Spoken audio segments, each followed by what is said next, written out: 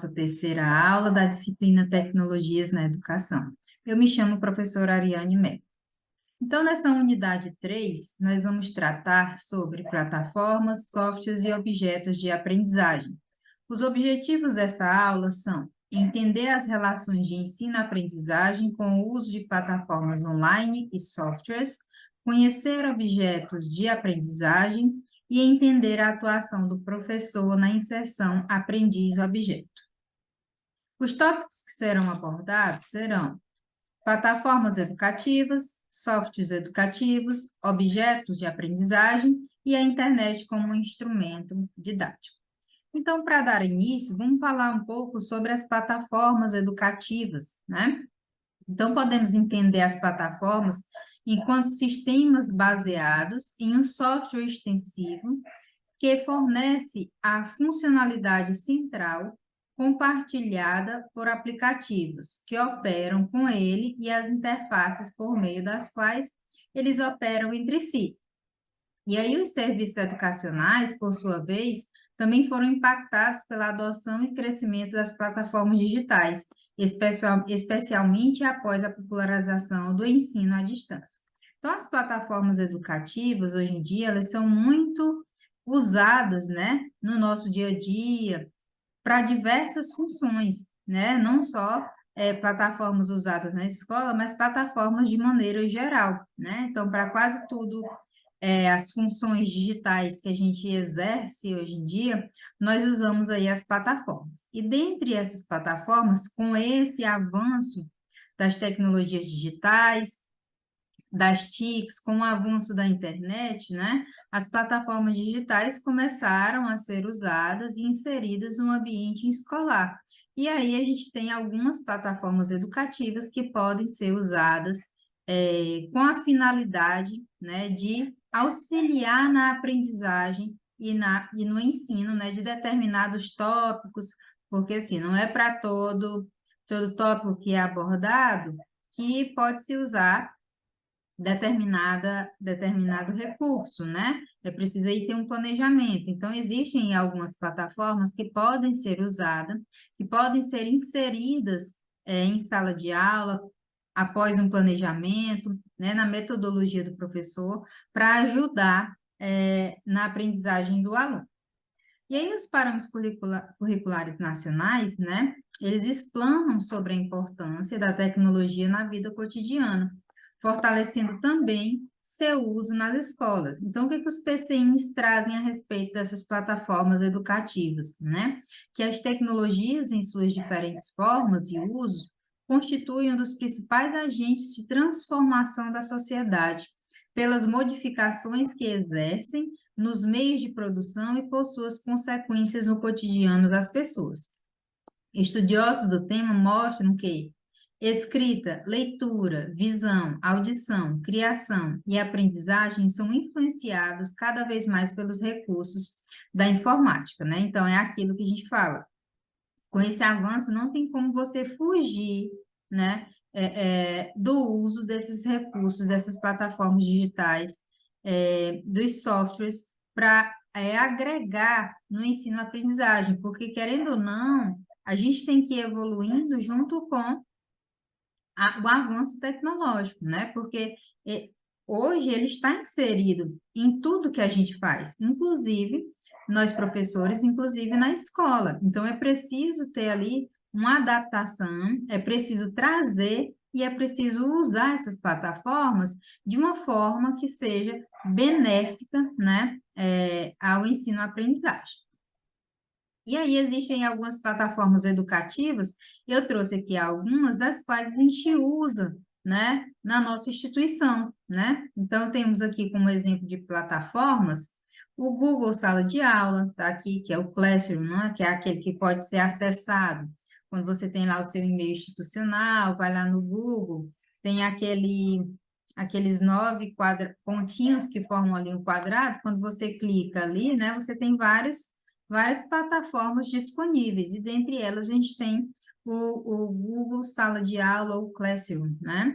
Temos também o Google Meet, né? Que é por onde é feito videochamadas, as aulas são gravadas, é feita reuniões, então é uma plataforma muito presente em sala de aula, principalmente no tempo da pandemia, né?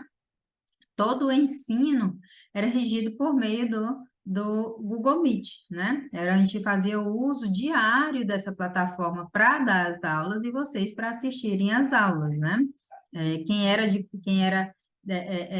Na modalidade presencial, né, fazia esse uso e vocês que já são da modalidade à distância fazem esse uso de forma contínua. Temos também o Sistema Unificado de Administração Pública, que é chamado SUAP, né? É ali por onde a gente vai fazer, os professores fazem a chamada, atualizam o diário. Então, o diário hoje em dia não é mais o diário físico. Veja só um exemplo de uma evolução, né? Antigamente usava-se aquele diário físico, de papel, onde a gente anotava. Hoje tudo é digital, né? Tudo é digitalizado, todas as informações, tudo é por lá. E aí tem a plataforma Moodle, né? Que é por onde está lá tem a nossa salinha lá respectiva para a nossa disciplina. Então, dentro daquela salinha, a gente tem as atividades, tem as videoaulas, é por lá que a gente interage por meio dos fóruns. Então, isso são exemplos de plataformas educativas. E existem muitas outras que podem ser usadas. Tem plataformas de jogos, tem plataformas de quiz, plataformas com tutoriais. Então, o Google é uma plataforma que é usada para acessar a internet, para fazer pesquisa. A gente tem, por exemplo, o Google Acadêmico, né, que é para onde você está procurando artigos que foram publicados, documentos, fazer uma pesquisa bibliográfica. Então, assim, são inúmeras as plataformas que podem ser usadas hoje em dia para diferentes finalidades, né? E aí, dentre elas, eu trouxe a Khan Academy. Eu não sei se vocês conhecem, mas ela é uma plataforma, né, que ela foi criada, né, para o ensino de matemática, só que hoje ela já expande para outras disciplinas. Então, ela é gratuita, uma plataforma gratuita, muito interessante, né? Aconselho que vocês, para quem ainda não conhece, que deem uma olhada, tá? No final dos slides, né, que vai ser disponibilizado na plataforma, tem o link, e aí vocês podem ver que a gente tem aqui, ó, matemática para o ensino fundamental, tem do primeiro ao nono ano, tem a matemática para o ensino médio, né? Aí tem aqui, ó, um prepare-se matemática de acordo com a BNCC, tudo aqui de acordo com a BNCC. Você clica por exemplo, eu quero lá o terceiro ano, né, do ensino fundamental. Você clica, é uma plataforma que você vai subindo de nível à medida que você vai concluindo as etapas, você vai concluindo as tarefas. E aí você vai assistir a videoaula, depois que você assiste a videoaula, você vai praticar com exercícios, todos de forma digital, e aí você vai avançando. É uma plataforma muito interessante e ajuda muito no ensino e aprendizagem de matemática, porque o professor pode levar os alunos para o laboratório e lá ele pode fixar esses exercícios como fixação do conteúdo que foi usado em sala de aula de uma forma bem mais atrativa, né? Aqui tem mais uma aba, né, lá do Khan Academy, né? Aqui a gente pode ver, ó, como é bem abrangente, ó. Tem o matemática e ensino fundamental. Aí aqui já tem ciências, português. Ele vai evoluindo com o tempo, né? Ó, ciências humanas, computação, ó, tem matemática avançada, que já é a parte do ensino superior, ó, pré-cálculo, cálculo diferencial, cálculo integral, equações diferenciais, álgebra linear. Então, vocês também que estão pagando essas disciplinas, vocês podem usar essa plataforma para vocês praticarem um pouco mais e tirar aí alguma dúvida que possa ter. E aí, com as plataformas, né, a gente também tem os softwares educativos, né? O que é um software? De acordo com o PEN 2013, em meados de 1970, os softwares começaram a ser inseridos na área educacional. Um software educacional é um produto adequadamente utilizado pela escola, mesmo que não tenha sido produzido com a finalidade de uso no sistema escolar. Existem muitos softwares que não foram criados com o intuito de ser usado em sala de aula, mas que eles podem ser adaptados, né, para esse uso. Essa é uma definição ampliada para o conceito, por considerar que, independente do objetivo para o qual o software foi criado, ele pode se tornar um software educacional, de acordo com a apropriação e o uso pedagógico que dele se faça no processo de ensino-aprendizagem, né? Assim como todo e qualquer recurso. Existem recursos que não foram criados exatamente para o ambiente escolar, mas que podem ser levados para esse intuito, né? Vai depender aí de como ele vai ser abordado. Por exemplo, quando se trabalha com geometria, a gente pode usar inúmeros objetos para representar os sólidos geométricos que são usados no dia a dia. Sei lá, por exemplo, uma caixa de sapato. Uma caixa de sapato não foi produzida para ser um recurso educativo, né? Foi produzida para guardar o sapato, mas que a gente pode usar como um objeto para demonstrar a forma de um paralelepípedo. A gente pode pegar no formato de um cubo, a gente pode pegar, não sei, aquelas latas de óleo antigas, né, que poderiam ser representativas como um cilindro. Então, existem várias coisas, e assim como os softwares, alguns que não têm essa finalidade, mas de acordo com a adaptação, ele pode ser usado como um recurso a ser utilizado em sala de aula. E aí, segundo Teixeira e Brandão, 2003, software educacional é todo aquele software que possa ser usado com algum objetivo educacional, pedagogicamente defensável por professores e alunos, qualquer que seja o objetivo para o qual ele foi criado, né?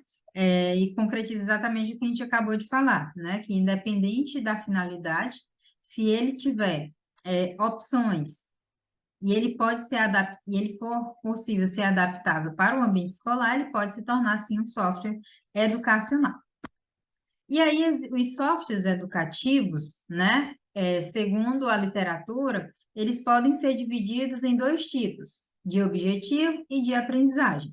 Os softwares de objetivos, né, dentro dessa classificação, eles podem ser softwares de exercício e prática ou exercitação, software de simulação, software de modelagem, softwares aplicativos, jogos educativos, softwares tutoriais, softwares de linguagem de programação e softwares de investigação. Dentro, essa classificação é feita de acordo com a finalidade, de acordo com o objetivo. Eles também podem ser classificados como softwares educativos de aprendizagem, né? E aí, dentro dessa classificação, tem o quê? O nível de aprendizagem, que pode ser sequencial, relacional e criativo, quanto à aprendizagem do sujeito, pode ser do tipo heurístico ou do tipo de algoritmo, e de acordo com os paradigmas educacionais, pode ser um software comportamentalista ou um software construtivista. A gente vai ver cada um deles. Então, vamos lá conhecer cada um desses softwares. Software de exercício e prática ou software de exercitação, né? Qual é a característica desse software? Eles apresentam exercícios para revisão de conteúdos, buscam reforçar fatos e conhecimentos e têm como principais características a memorização e a repetição. Então, a partir do momento que o conteúdo ele é abordado, né, a parte teórica é feita, ali dado alguns exemplos, o professor pode usar esses softwares para exercitar aquilo que foi visto em sala de aula. Como exemplo desse software, eu trouxe aqui o MathMaster, né, que ele é um software tipo um quiz, né? Ele tem 12 livros, né? E aí ele traz as operações, as 4 operações, adição, subtração, multiplicação, expressão numérica. O professor pode criar, né, as perguntas dentro desse software. Vejam como exemplo essa figura 2 aqui, ó. Eu tenho aqui 96 dividido por, abre parênteses, né? 3 vezes 4. E aí, os alunos, eles vão ficar, todo mundo vai estar conectado, né? No mesmo software, né? Dentro da mesma, como se fosse uma sala de aula, né? Como se fosse o Google, o Classroom, o Google Sala de Aula, né? Todo mundo vai logar, o professor vai abrir o software, né? E aí ele passa um código para os alunos, e aí todo mundo coloca aquele código e fica como se fosse todo mundo dentro daquela sala de aula. E aí o professor vai gerando as perguntas, né? De acordo com o tópico que ele quer trabalhar. E aí os alunos vão ver essa telinha aqui, e aí eles vão marcando é a resposta que eles acham que vai ser a correta. E aí é muito interessante, né? Porque aqui vai ajudar a exercitar e os alunos vão interagir bastante de uma forma mais divertida. Software de simulação, né? Quanto ao objetivo, o software também ele pode ser chamado software de simulação. Esses softwares, né, como o próprio nome já diz, ele vai simular uma situação, né? Permite o aluno realizar atividades das quais normalmente não poderia participar, ou seja, por meio da simulação é criada uma situação que se assemelha com a realidade, onde o aluno pode testar e tomar decisões. Um software que pode ser usado como software de simulação é o GeoGebra, né? Por meio dele, a gente pode criar funções. Essas funções, elas podem ter animações, né? A gente pode gerar animações nessas funções. Então, por exemplo, o professor vai estar trabalhando função do primeiro grau e aí ele usa uma situação, né, bem real, que é aquela de calcular o valor da corrida, né, de acordo com determinada lei de formação. Então, ele pode simular, né? Pode até pedir para os alunos, né, com antecedência, marcarem certas distâncias, trazer alguns dados para que eles possam ali simular valores de acordo com a função e por meio do software GeoGebra. Ele é um software também gratuito, né? E ele tem a versão que pode ser baixada e ele tem a versão também online, tá? Existe no YouTube, que é uma plataforma de vídeos, né? Que também pode ser uma plataforma educacional, de acordo com o objetivo. Se você for assistir vídeo de aulas, explicação de alguma coisa que remete à educação, né, ela se torna uma plataforma educacional. E aí no YouTube tem vários tutoriais de como você aprender as funções do GeoGebra, né, de uma forma bem simples. Temos aqui os softwares de modelagem, né? O modelo do fenômeno é criado pelo aprendiz, né? E utiliza recursos de um sistema computacional para implementá-lo. Uma vez implementado, o aprendiz pode utilizá-lo como se fosse uma simulação, né?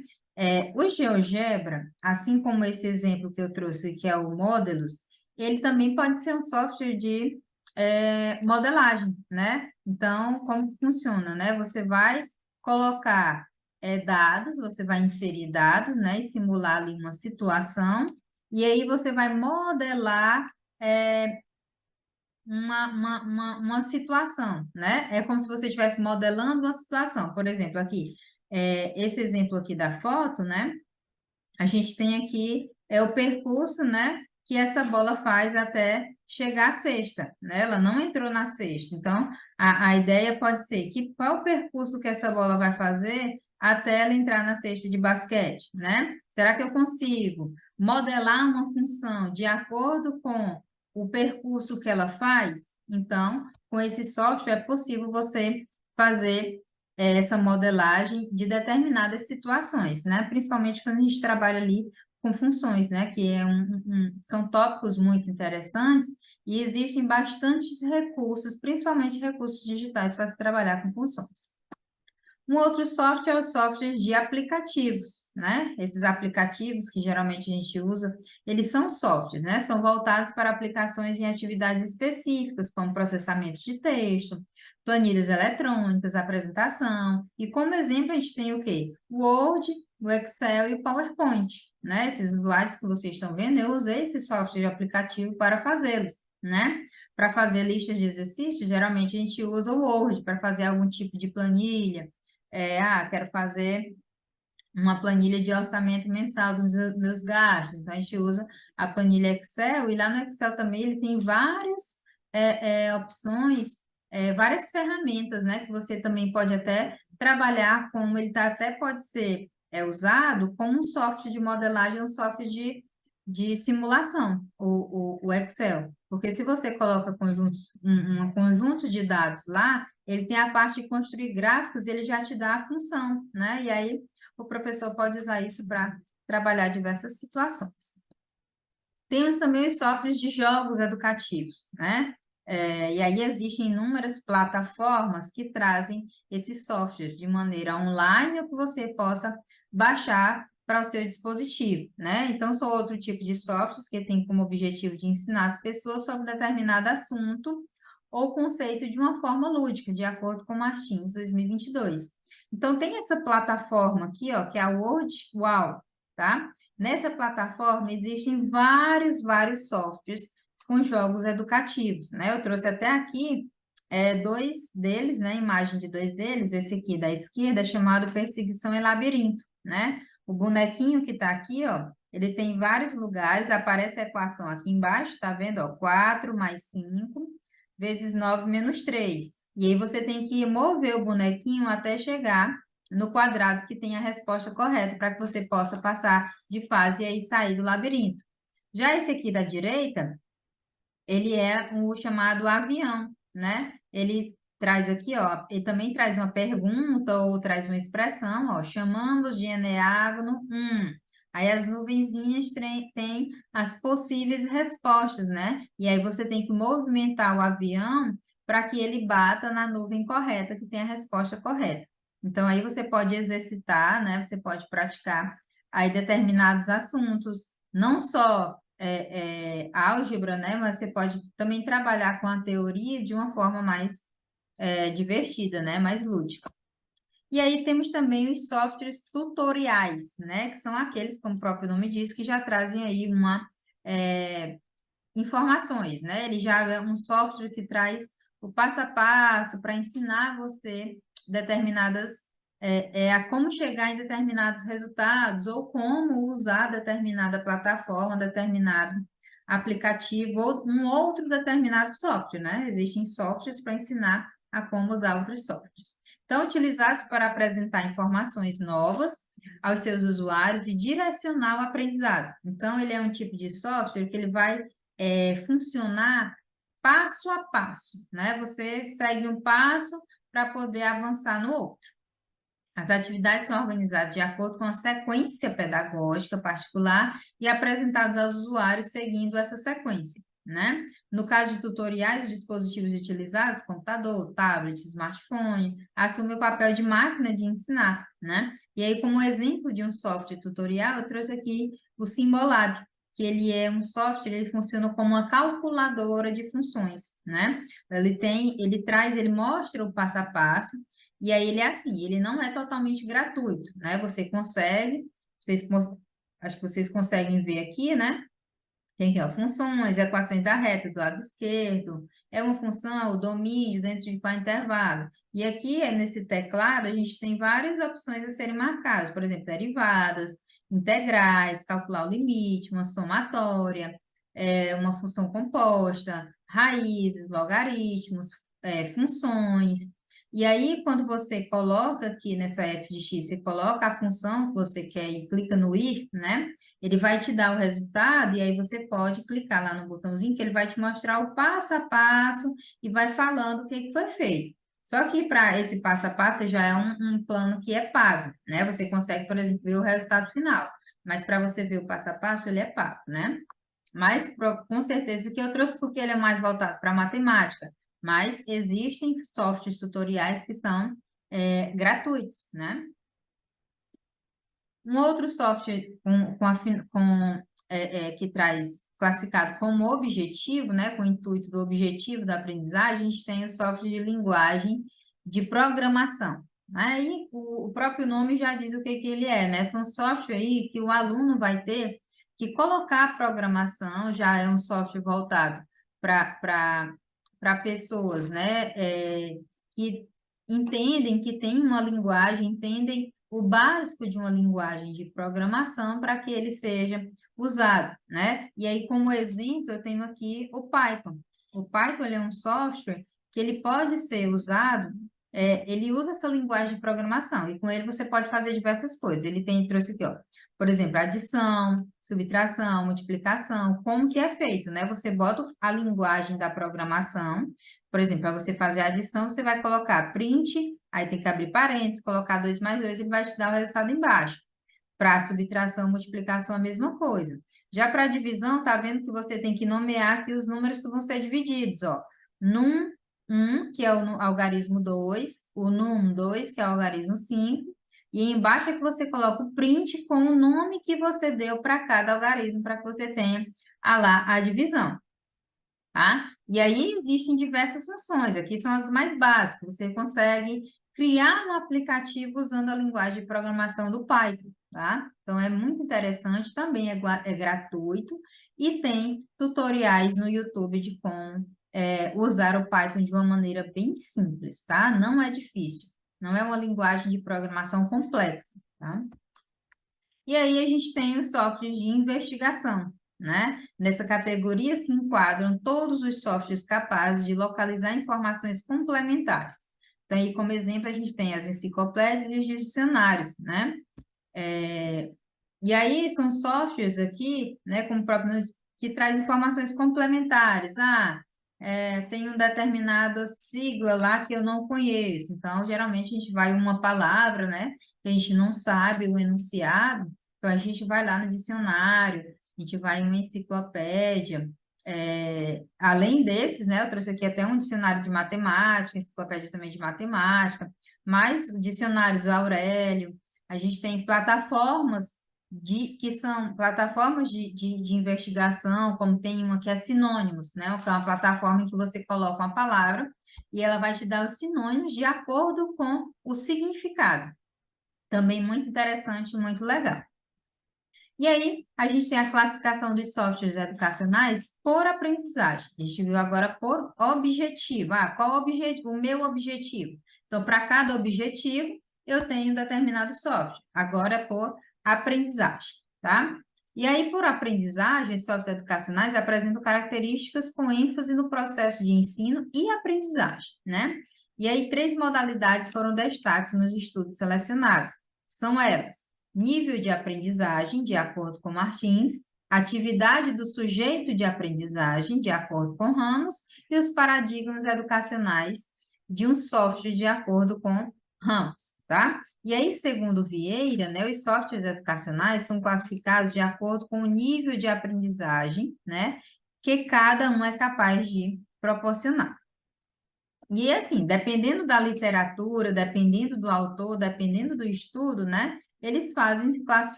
suas classificações de acordo com a finalidade, de acordo com o objetivo, tá? Isso aqui é de acordo com esses autores.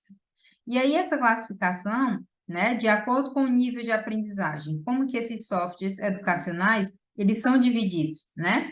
Então, de acordo com o nível de aprendizagem, tem a divisão sequencial, relacional e criativo, né?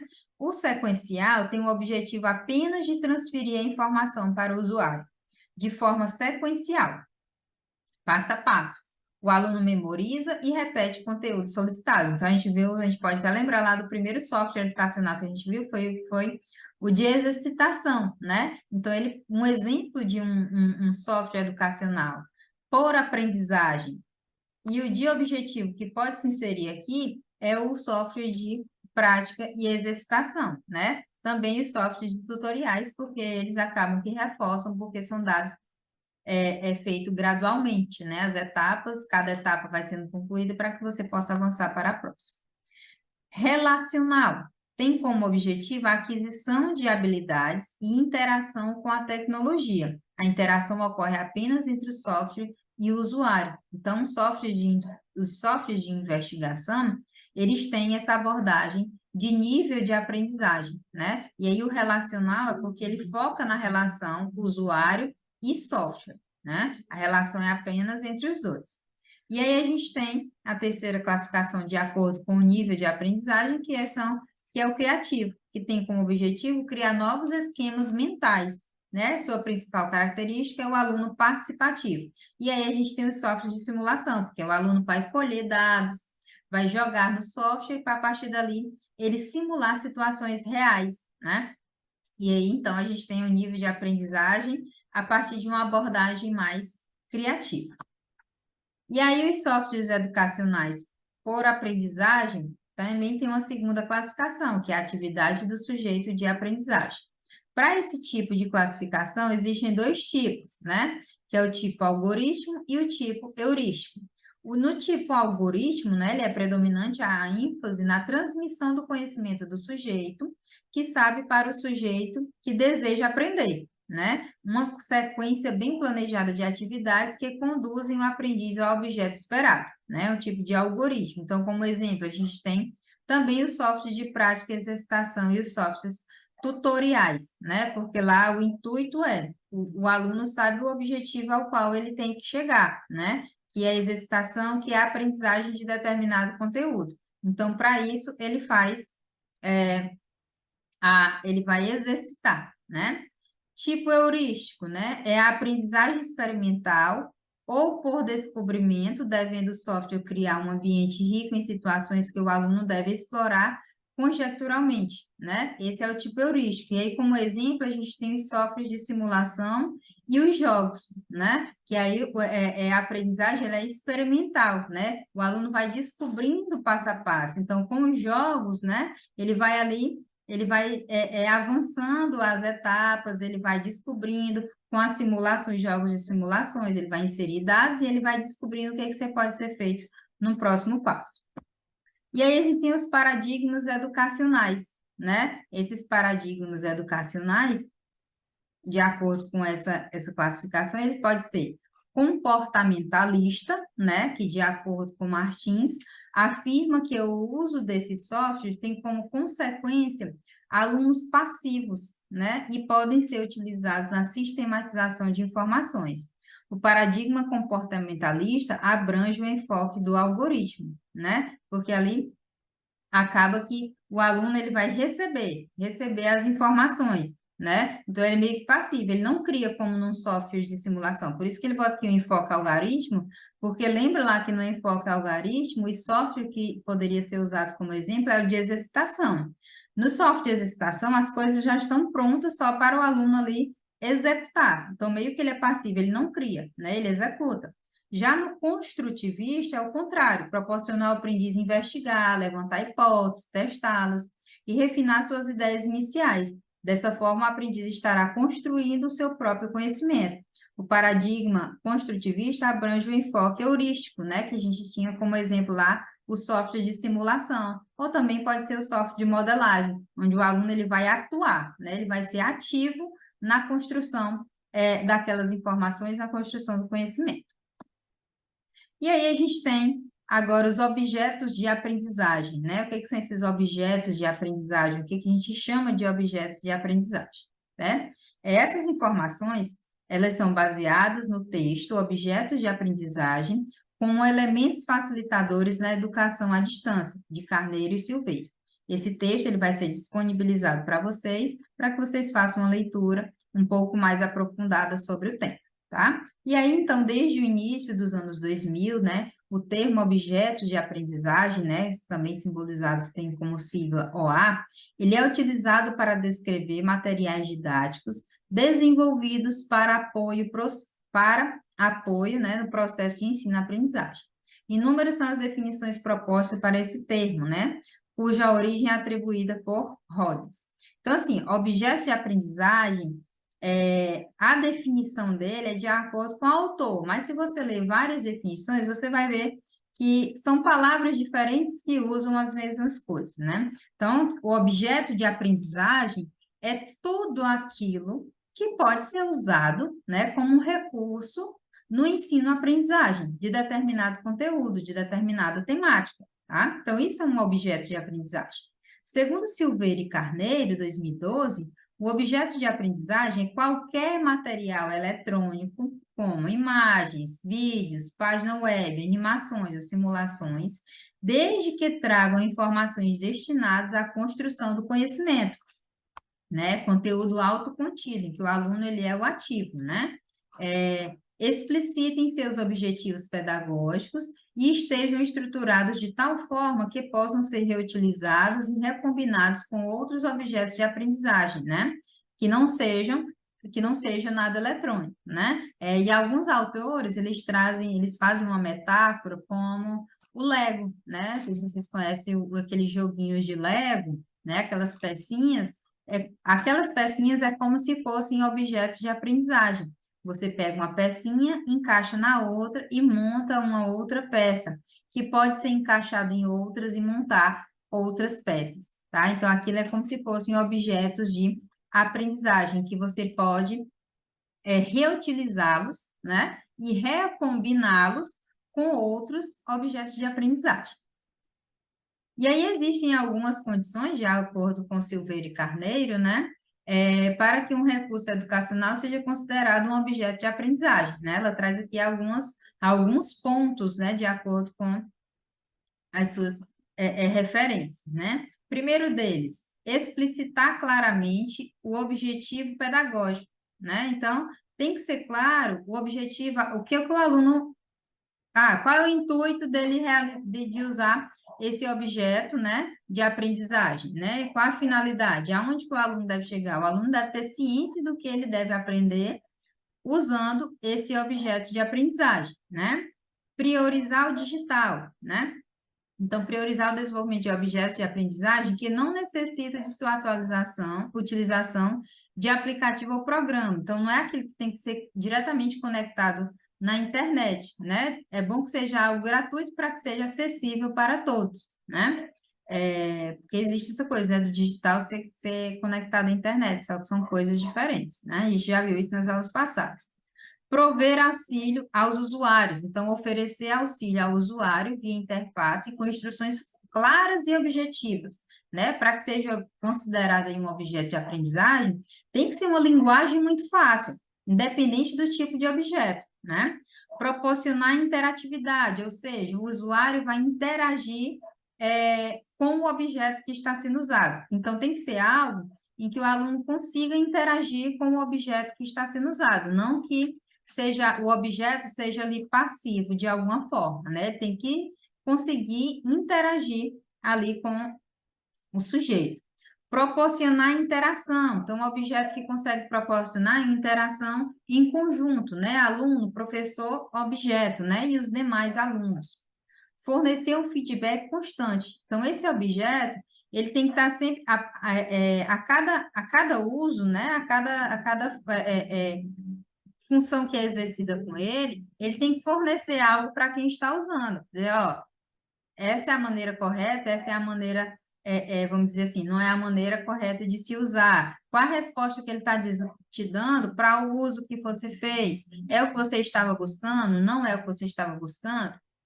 Né? E ser autocontido, né? Ter foco em determinado assunto e o explicar sem necessariamente depender de outros objetos e outros materiais, né? De certa forma, não tem que ser um objeto que, para eu concluir essa tarefa com esse objeto, eu vou precisar de outra coisa. Não, então não é um objeto de aprendizagem. Ele tem que ser linguagem clara, objetiva e tem que ter uma finalidade concreta. Tem que ser possível você chegar ao resultado usando apenas aquele único objeto, sem depender de um outro, certo? E aí, o nosso último tópico, que é a parte da internet como instrumento didático, né? E aí, esse texto, que essas informações são baseadas no texto Educação e Internet no Brasil, de Keynes, que também vai estar disponível para vocês aí na plataforma, tá? E aí, a internet, a gente vê que hoje em dia, às vezes a gente para pensar, né? Como que a gente fazia as coisas antigamente sem o uso da internet, né? Hoje em dia, tudo é feito com a internet. E aí, criou-se aí uma conexão, de certa forma, uma dependência, de tudo ser feito pela internet, né? Às vezes eu vejo casos de colegas meus na escola reclamando porque não conseguiu dar aula porque não tinha internet, né? Porque a aula dele depende da internet. Então, assim, é meio que uma dependência, né? E aí tem que ter um cuidado, né, com relação a isso, para que essa dependência ela não seja total, né? Tem que existir aí um plano B, porque a gente sabe que existem aí vários, vários obstáculos, né? Então, aí a internet trouxe mudanças disruptivas e irreversíveis para a sociedade nas últimas décadas, né? Que é tipo isso, assim, como que eu fazia isso antes da internet?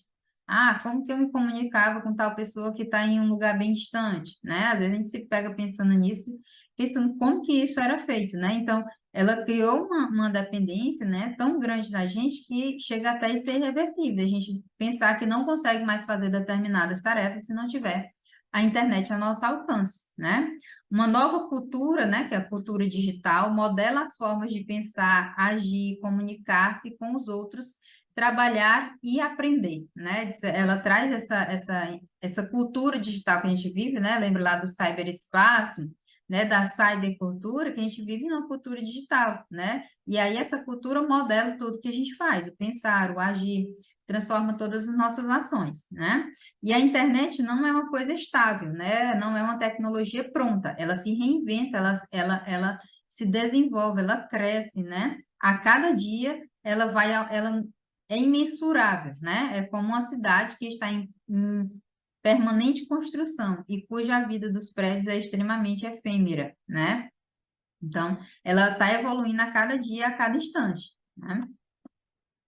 E aí, dentro dessa dependência, né, que certa forma que a gente tem com a internet, né, o uso de recursos educacionais abertos, né, viabiliza o alcance de várias metas propostas pelo Plano Nacional de Educação, né, e aí tem algumas metas aí que ele propõe, né, aumentar as atividades extracurriculares com o uso das TICs na educação básica e secundária, né, acaba que esse avanço da internet, né, em tudo que a gente faz, né, a gente se sente pressionado a aumentar essas atividades e, de certa forma, a gente até precisa fazer esse aumento de atividade para que a gente possa acompanhar as evoluções, né?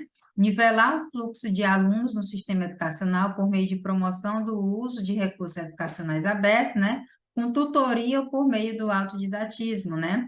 Deixar disponível ali esses sistemas, essas plataformas, esses softwares educacionais, né? Claro que de uma forma controlada, né? Mas que o aluno ele possa ter contato com essas plataformas, né? De uma forma sendo acompanhado, né? Ou alguns até de forma independente, né? Para que ele possa ir evoluindo aguçando o raciocínio lógico, né? O criativo.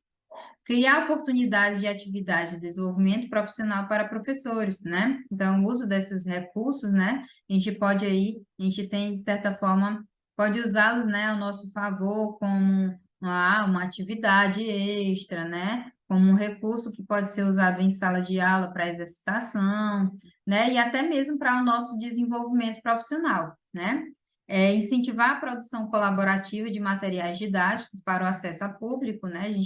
Com a internet, a gente consegue elaborar materiais, né, que podem ser distribuídos, pode ter um alcance maior para o nosso público, né?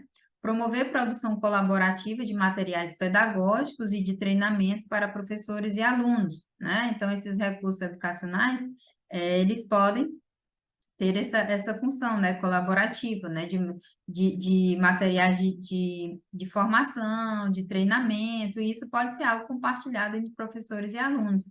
E promover o aumento da participação na educação de nível superior, né? Esses recursos ajudam também a promover esse alcance, né, que é o que a gente vai estudar na próxima aula, na EAD, né, que com a chegada da internet, né, foi possível ter essa educação de nível superior de uma forma mais democrática, que tem um alcance maior, principalmente a educação superior, tá? Então, por fim, né, as possibilidades de uso massivo e intenso da internet na educação básica requerem mudanças estruturais nos programas, currículos, ações didáticas e funcionamento das escolas. Então, é aquilo que falo, né? A gente precisa acompanhar e precisa se capacitar, né? Porque são muitas possibilidades, são muitas opções, e aí é preciso se capacitar, é preciso usar para que a gente possa conhecer, a gente precisa usar, não pode ter medo, né? E a internet, ela traz uma infinidade de opções, de recursos educacionais que podem ser usados em sala de aula, tá bom? Então, aqui a gente finaliza a aula 3, né? A atividade da semana 3 é uma atividade, a primeira, que é uma lista de questões, e aí tem uma segunda atividade, que é uma produção de vídeo-aula, né? Usando alguma tecnologia de educação que você tem aí disponível, tá? Na plataforma tem a descrição na atividade, vai ter a descrição certinho, todas as informações que você precisa para fazer essa gravação, todos os detalhes, mas aí qualquer dúvida vocês podem estar entrando em contato comigo, tá? E aqui a gente tem as referências, né, que foram usadas para basear essa nossa aula. E aqui eu tenho os links dos softwares e as plataformas que eu mostrei, né? Caso vocês tenham a curiosidade de conhecer, vai estar aqui disponível para vocês, tá? Então, a gente finaliza aqui e até a próxima aula.